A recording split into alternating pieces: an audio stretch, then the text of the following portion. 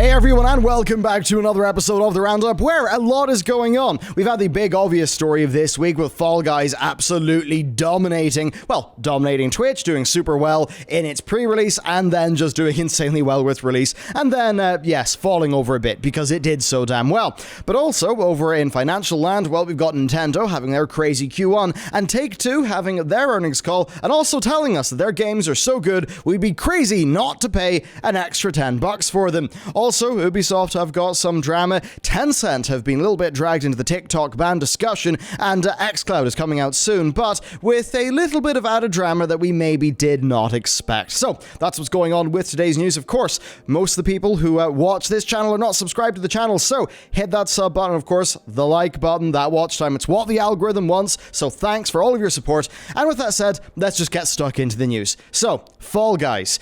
To just sort of cut a longish story short, the core thing here is it's a pretty interesting looking game. It's very eye-catching. It did super well with streamers and had a super successful beta. It also arrived in PS Plus on day one, which kind of is pulling a Rocket League in terms of making it easily available to loads of people. And as a game, I'd say it looks like the next fad, but a really fun one, and people seem on board. Now for numbers, the beta had averaged over 83k viewers, had a peak of 250k across 5 million hours watched on Twitch, which is all really good.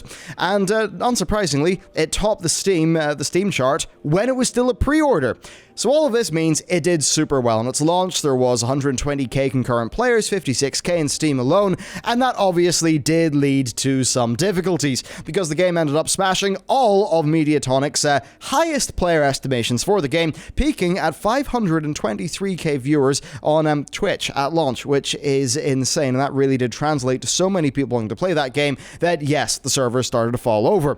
Now, that led to the team taking servers offline for about 30 minutes to beef them up, and they did come back online eventually, but then they were forced offline again for even more scaling. This led to, unsurprisingly, a review bomb on Steam, and then that led to a positive review bomb, also on Steam. So overall, launch was a pretty stressful day. And, well, look, basically, these appear to be launch pains because the game has done so much better than was assumed.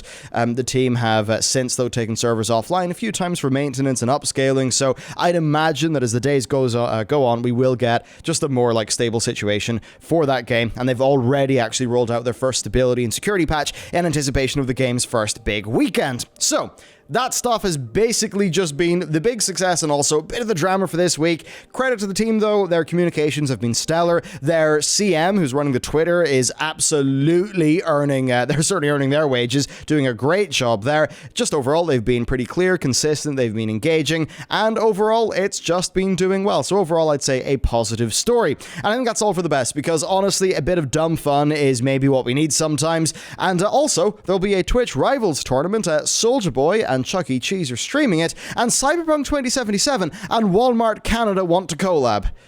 So yeah, I guess these are just mad times in general. Next up, though, let's get into some of the more hardcore news, where we've got Take-Two Interactive. It's, of course, financial season, and after Sony and EA confirming that they are just quietly dominating Earth in terms of just having great performance, it's now time for Take-Two to actually get in on the earnings call action. So for them, net bookings grew 136% to just shy of $1 billion, a fiscal Q1 record that greatly exceeded expectations, with the growth driven by the usual culprits. We got NBA 2K20, GTA stuff, and Red Dead stuff. But it was partially offset by the underperformance of Disintegration. Now, Disintegration, it's the game published by Private Division, which is one of their labels. It was from the Halo co-creator, and basically it looks like it was a bit naff and really didn't do that well. So that's basically what's happened with that.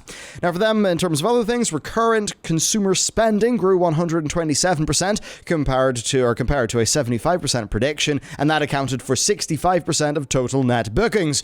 Suffice to say, that's a lot of beans, so Take-Two are pretty happy, and they also apparently believe in the extraordinary quality of their next generation offerings so much that they actually discussed their justification for the $10 price hike. Last week, Strauss Zelnick, the CEO, told GameIndustry.biz that the value that their games offer to consumers is something that makes up for, quote, an extremely modest price change. It may not be for all of their games, though. Zelnick did say in this week's earnings call that the company will be pricing AAA games on a title-by-title basis, and that they'll apply the higher price point in instances where they feel the quality not only supports it, but demands it, and that production costs have increased along with consumer expectations, but that Zelnick is, quote, utterly convinced that NBA 2K21 will be nothing short of extraordinary. And it'll be fine for the pricing stuff. That's very funny. NBA 2K20 was terrible. I kind of admire Strauss's confidence, but maybe not for the NBA games. Now, I will say that broadly speaking, if we actually sort of maybe divorce ourselves from this from an emotional perspective, I think it all makes sense that maybe Anthem is not worth $60 and maybe Red Dead Redemption 2 is worth more than $60. Red Dead 2 is probably an $80 game or a $100 game with the amount of content that it actually comes with. Same goes for like a Witcher 3 Wild Hunt. I think the thing for me is, even though that does make a lot of sense and probably would increase the viability of some games like that truly are delivering that level of value to customers, you do have a situation where, if they have flexible pricing, how many are just going to do like a Star Wars Squadrons or, some sort of smaller game for a smaller price tag that still is technically AAA? I'm not exactly sure, but certainly we're in a situation where flexible pricing based on the amount of content and the quality of a game that has existed in the indie space for a long ass time, and it hasn't really existed as much in the AAA space. So it's going to be interesting to see how all of these companies actually try to navigate this as time goes on. But that said, I mean, Zelnick is not the king of pricing, because not all of the industry is necessarily going to follow Take-Two's lead. We've had a few examples of companies that are not going to be following their lead there. And for some context in some of this stuff, I mean, take Bethesda, right? Doom Eternal and ESO are getting versions on the next-gen consoles. And I know what you're thinking. It's probably what I initially thought. It's Bethesda. It's another chance to double dip, right? Seems great. But no, the next-gen upgrades from Bethesda for those games are actually going to be free. Now, there's no word on a next-gen Skyrim yet, but it would be incredibly funny if you ended up having your PS3 copy be upgraded right up to the PS5. Anyway, that's Take-Two. Let's move on to Nintendo. Their numbers are silly. They're so silly. They have had insane Q1. Net sales doubled to $3.4 billion, while net profit rose to $1 billion, a 541% increase on last year, with digital sales topping of $956 million, that accounting for 56% of all software sales. Of course, top prices for who guesses what's up here, it's Animal Crossing. It shipped 10.6 million copies during the quarter, bringing its lifetime total to 22.4 million units shipped since March, and 50% of those sold in Japan, US, and EU were digital, which is pretty major for the profitability. Now, Animal Crossing was also a big system seller. More than half of new Switch consoles sold during the quarter were actually used to play Animal Crossing in their first day, and 5.6 million Switch units were shipped last quarter, up from 2.1 million this time last year, bringing the Switch's lifetime unit total up to 61.4 million units, which is within touching distance of the 61.9 million units of the NES sold. And then in terms of other things, Nintendo Switch Online subs have been steady, but there was no all details, and that's basically it. All in all, Nintendo are unsurprisingly doing extremely well. Next up, though, something that's not extremely good. It is Tommy Francois, I think, leaving Ubisoft. So he was a VP of Editorial and Creative Services, and he has left Ubisoft following allegations of sexual harassment. Now, Ubisoft had recently placed him on administrative leave pending an investigation. Yves, the CEO, informed staff that his departure was happening in an email last week. Now, him, along with Maxime, they were promoted, right, to the editorial team during Ubisoft's recent overhaul of that Paris-based editorial team that was led by Serge, that led to basically that homogenization of Ubisoft content. So they were both promoted, right, to that, despite a long history of misconduct complaints against both of them. And they were both amongst, the first people named in allegations when they started to come out. Now, both of them were placed on administrative leave in June, and while Maxime left shortly afterwards, Tommy's status was unclear until this weekend, or until before this weekend, and yes, he is gone. So that's what's up at Ubisoft, but there's actually a little bit more, because bizarrely, Beyond Good and Evil is getting a Netflix movie. That's a bit weird. Now, comes from a new report saying that yes, the 2003 game will be adapted by Netflix by the Detective Pikachu director in collab with Ubisoft Film and Television, and that they're still actually searching for a writer, but that the movie is going to be a kind of hybrid live-action animated feature, so a bit like Detective Pikachu. What? I mean, yes, the release could tie in nicely, I guess, to Beyond Good and Evil 2. Now, with that, we've not heard anything huge, but we have seen some prototype footage and gameplay, and the recent assurance that the game is in full production, so maybe those things are supposed to be, like, launching together. Then also, Netflix are going to be doing an animated series based on Splinter Cell, helmed by the John Wick creator, Derek Kolstad. So, there's that. Now, we haven't had a new Splinter Cell game since 2013, and Ubisoft recently stated they want to come back in a big way with it, so the franchise somehow getting an animated Netflix series seems like a way to do that. It's a bizarre one considering it's a gaming IP, and I think we want to play Splinter Cell, not watch Splinter Cell.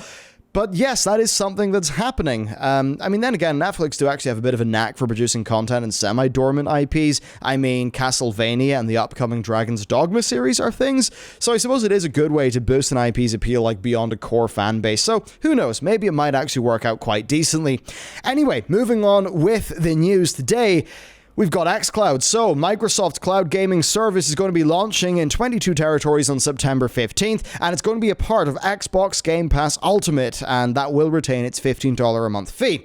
Now, Game Pass Ultimate will give you access to over 100 games on the cloud, and Microsoft's plan is to provide day one access to all Xbox Game Studio titles on the service as well. Thing is, though, it's only an Android. Apple have actually blocked the project on iOS because they're not going to be able to individually review every single game that will be streamable on the service. Now, Microsoft have since actually abandoned testing on iOS, and they have basically said that they are upset at Apple's decision, emphasizing that each game in the Game Pass catalog is interviewed by an independent, rating board like the ESRB or its regional equivalent. And yeah, that sucks. Apple can really suck. And look, I like Apple products, right? They work. I mean, man, even from sheer performance, the stuff my iPad Pro can do is insane. And it really shook up parts of the tablet market, really went up big against Wacom, which has been nice to see. But there are decisions that Apple make, and as much as I like their commitment to privacy and all those things, there's stuff they do that absolutely sucks. And this on the App Store absolutely sucks.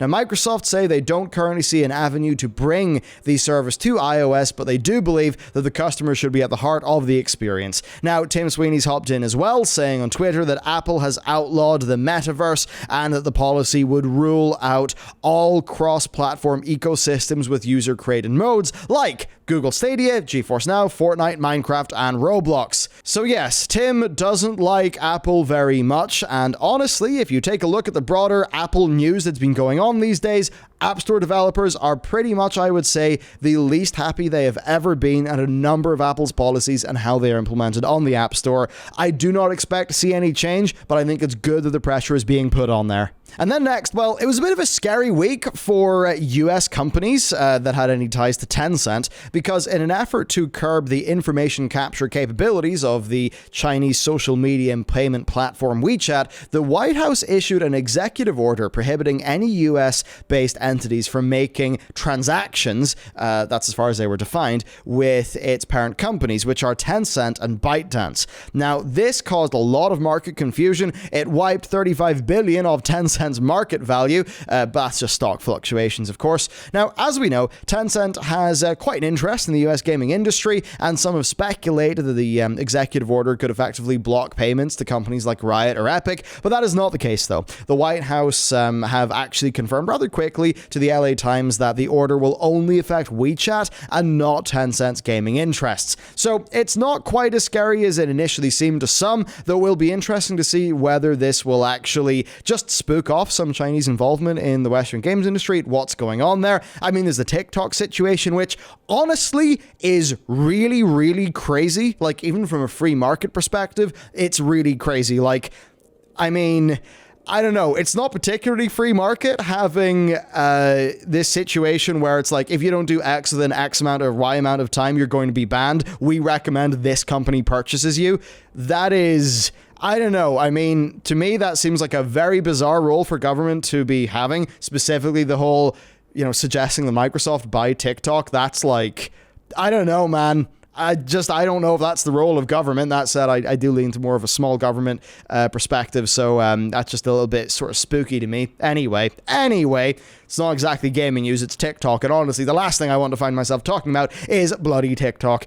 Because, it just makes me feel ancient. So, somehow. Anyway, for fucking TikTok. That's it for the gaming news. Let me know what you think about the gaming stories from this week. And I guess, have you been having fun playing Fall Guys? It seems like just about everybody has, and that the game actually does deserve the good rap that it's getting. Thanks for watching, and I'll see you next time.